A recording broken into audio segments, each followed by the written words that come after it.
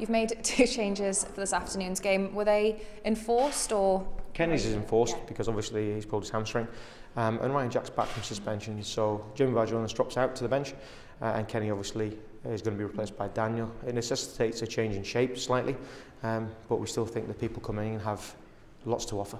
How pleased are you to have Ryan Jack back?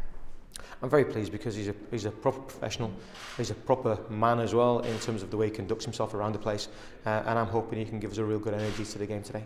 You mentioned a change in formation, a slight change in formation. You've gone quite attacking, haven't you? We're at home. I think we need to be on the front foot. I think we need to be imposing ourselves upon the game.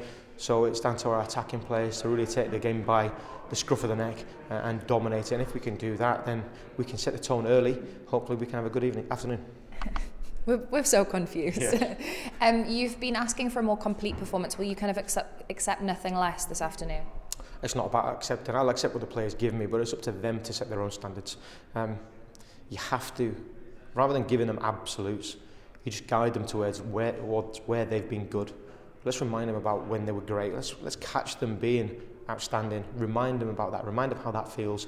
And once you do that, and when you can get them to tap into that, they can go and put that onto the pitch. Rather than it be about me saying you have to do this, how about they actually step up and say we're going to do this because this is what we believe in. And if they do that, then anything's possible. How do you expect St Johnstone to set up here today? I expect them to be really organised. I know Tommy and Callum, they do a really, really good job. So I expect them to be difficult to break down. I expect them to be very dogged. I expect them to actually give a response from their game against Aberdeen. But as I always say, it's about us making sure we impose ourselves upon the game.